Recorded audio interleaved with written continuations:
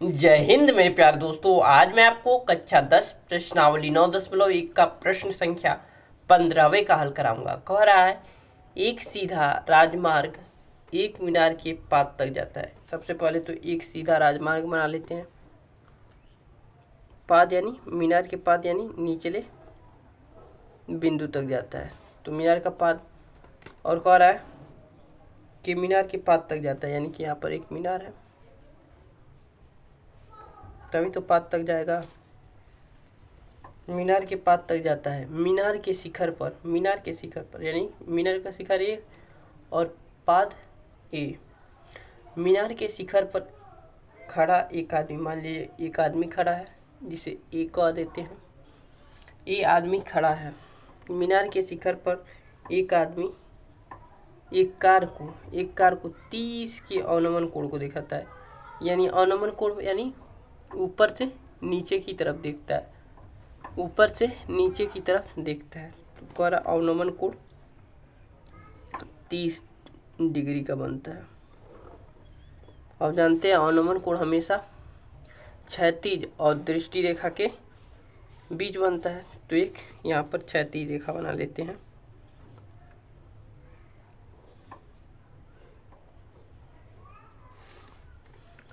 तो कह रहा है मीनार के शिखर पर खड़ा एक आदमी एक कार को 30 के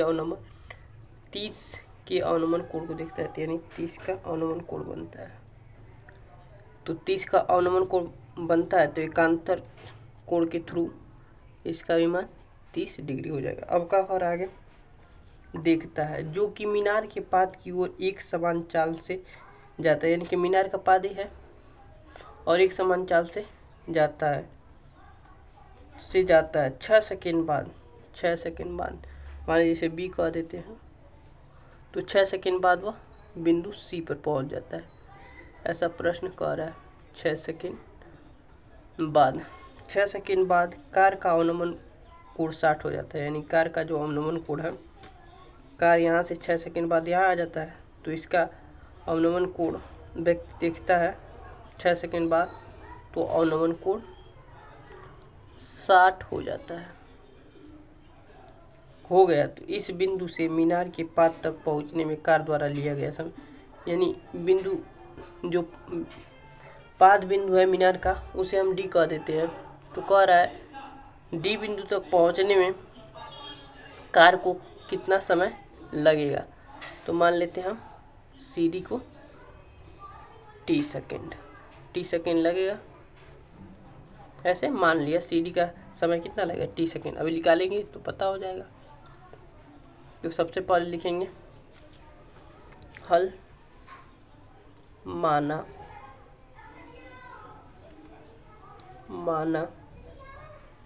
इस बिंदु से मीनार के पाद तक पहुंचने में माना कार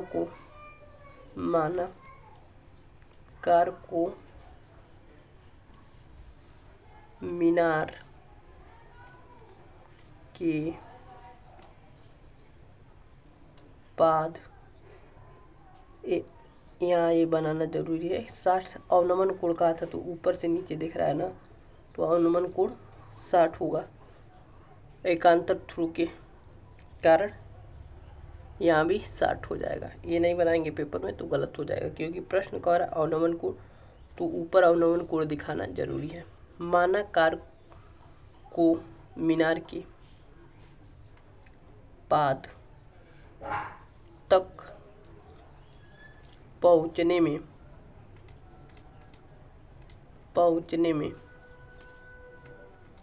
कितना लगा है, सी डी टाइम लगा है। सी डी को हमने मान दिया टी सेकेंड। पहुंचने में लगा क्या है, पहुंचने में लगा समय कितना समय लगा, सी डी, और सी डी को हमने टी सेकेंड मान दिया। अभी ज्ञात कर लेंगे। तो देखेंगे त्रिभुज ए बी डी में त्रिभुज ए बी डी में तो क्या हो जाएगा, टेन थीटा हमेशा लेते हैं, अगर कर्ण का मान नहीं दिया है तो कर्ण क्या होता है, समकोण के सामने, ये हमेशा समकोण के सामने कर्ण होता है। तो लंब क्या हो जाएगा, AD,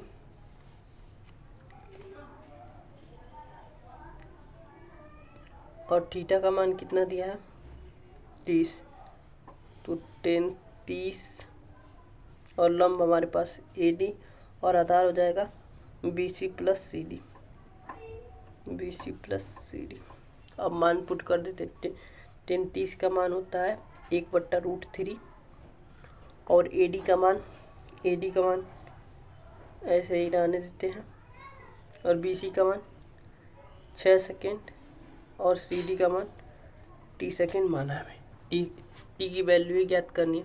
अब तिर्यक गुणा कर देंगे तो क्या हो जाएगा, 6 + T बट्टा में √3, यहाँ से AD की वैल्यू में, इसे समीकरण 1 कह देते हैं। अब पुनः त्रिभुज ACD में लिखेंगे, त्रिभुज ACD में, त्रिभुज ACD में तो क्या हो जाएगा, 10 थीटा का मान दिया है 60, और लंब है हमारे पास AD, बट्टा में आधार क्या है हमारे पास CD, तो यहाँ से 10 60 का मान होता है √3, और AD की वैल्यू प्राप्त करनी है, और CD का मान दिया हमारे पास T, तो यहाँ से AD की वैल्यू आ जाएगी हमारे पास, AD की वैल्यू आ जाएगी, तिर्यक गुणा कर देंगे क्या आ जाएगा, 3√3T। अब देखिए इसे समीकरण 2 कह देते हैं। अब लिखेंगे समीकरण 1 में, AD का मान भरने पर, समीकरण 1 में AD का मान भर देते हैं। समीकरण 1 में AD का मान रखने पर तो 6 + T बट्टा में √3, और AD का मान क्या है, AD का मान यहाँ रखेंगे तो AD का मान है √3T। अब तिर्यक गुणा कर देंगे, तो तिर्यक गुणा करेंगे तो क्या आ जाएगा, 6 + T, और √3 में √3 का जब भी गुणा होता है तब 3 आ जाता है, और T, तो यहाँ से आ जाएगा, इसको ऐसे लिख देते हैं, 3T = 6 + T, ठीक है। तो 3T माइनस प्लस का T है, पश्चांतर करेंगे तो माइनस का T बराबर में 6, 3T में से एक T जाएगा तो 2T = 6। अब देखिए इसको आगे हल करते हैं।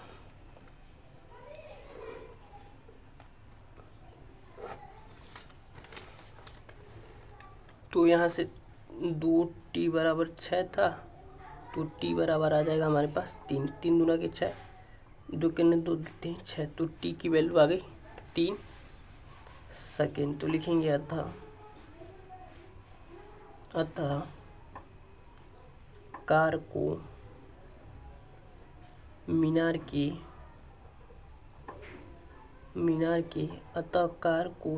के पाद तक पहुँचने में लगा समय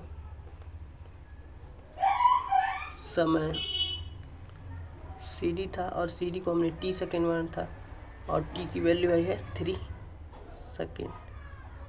यही हमारा आंसर हो गया। बहुत आसानी से और बहुत मज़े से हमने हल कर दिया। मुझे आशा है कि आपको समझ में आया होगा। आप नोट कर सकते हैं।